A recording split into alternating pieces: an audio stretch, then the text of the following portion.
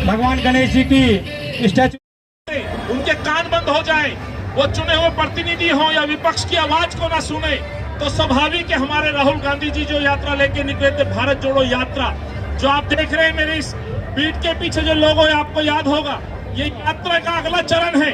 जब इन सरकारों को जगाना हो तो जनता की अदालत से बड़ी, वही काम देवेंद्र भाई कर रहे हैं, राहुल जी के उस मिशन को आगे बढ़ा रहे हैं। और इस मिशन में जो साथी जुड़ रहे हैं, जो दिल्ली की जो पहचान थी जो खत्म हो चुकी, उस पहचान को दोबारा कांग्रेस पार्टी लौटाएगी, इस संदेश के साथ जन जन तक पहुंचने का काम ये दिल्ली न्याय यात्रा कर रही है। तो मैं आज ज्यादा कुछ न कहते हुए आप सभी का आभार व्यक्त करता हूँ। इस यात्रा में पहुंचे सहयोगियों का स्वागत करता हूँ।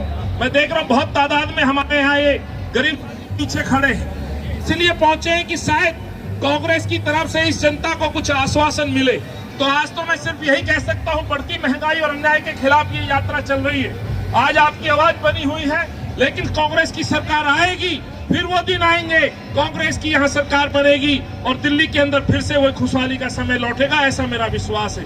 तो इन्हीं शुभकामनाओं के साथ भाई दिनेश एडवोकेट साहब, ब्लॉक अध्यक्ष भाई अनुज जी, मौर्य जी, तमाम साथियों को मैं अभिनंदन करता हूँ, स्वागत करता हूँ।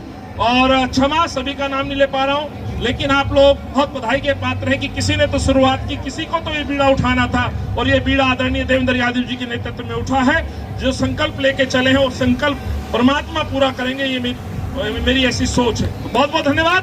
कांग्रेस पार्टी जिंदाबाद, कांग्रेस पार्टी जिंदाबाद, जिंदाबाद जिंदाबाद, राहुल गांधी जिंदाबाद, जिंदाबाद जिंदाबाद, आदरणीय खड़गे जिंदाबाद, देवेंद्र भाई जिंदाबाद, आप सबकी जिंदाबाद। बहुत बहुत धन्यवाद अनिल भाई। अब मैं हमारे ब्लॉक अध्यक्ष से एक माला है, उसके द्वारा अध्यक्ष जी का स्वागत करें। ब्लॉक अध्यक्ष अकबीर भाटी जी, फरहाद भाई का सबका स्वागत। चारों ब्लॉक अध्यक्ष आ जाए, बड़ी माला ले लो, बड़ी माला ले लो। अनुज भाई इधर आ जाओ, इधर आ जाओ, बीच में आ जाओ।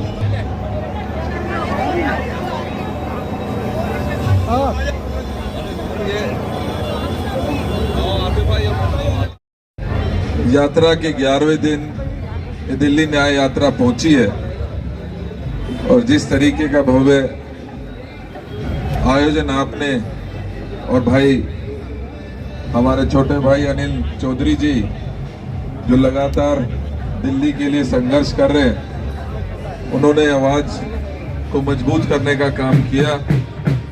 मेरे ब्लॉक प्रेसिडेंट भाई मौर्य जी और सभी साथी भाटी जी, सभी साथियों को मैं दिल के गहराइयों से धन्यवाद करता हूं कि आप लोग दिल्ली का दर्द, दिल्ली की परेशानी, दिल्ली का दुख में शामिल होने के लिए पिछले 15 दिनों से लगातार सड़कों पर हो। मैं आपको सलाम करता हूं और क्योंकि दूसरे पड़ाव का ये आखिरी दिन है, परसों से तीसरा पड़ाव शुरू होगा और मुझे पूरा विश्वास है यहाँ पर भी हम लोगों का दिल जीतने का काम करेंगे, लोगों के दुखों में शामिल होंगे, जानने की कोशिश करेंगे कि दिल्ली का दर्द कहाँ है और उस दर्द की दवा क्या है। तो वैसे तो कांग्रेस हमेशा से ही दिल्ली के दुख में, परेशानियों में हमेशा साथ रही है, लेकिन कहीं ना कहीं हमने और आपने एक बात देखी है कि 11 साल जिन लोगों के ऊपर विश्वास किया, उन्होंने सिर्फ और सिर्फ हमें धोखा देने का काम किया।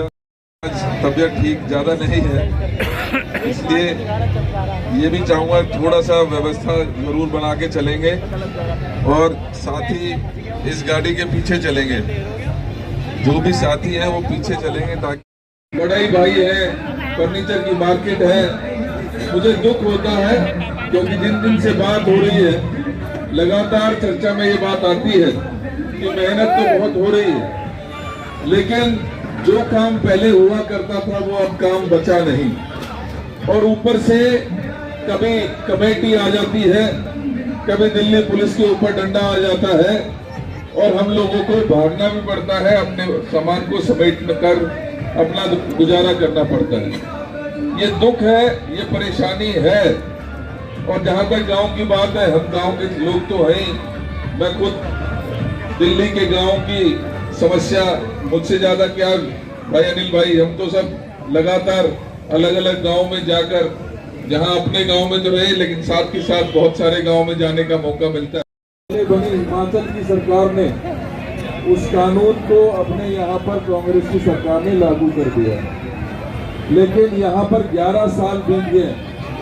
11 साल में इनको इनका हक नहीं मिल पा रहा है, और ये जो न्याय की लड़ाई है ये इसी बात की लड़ाई है।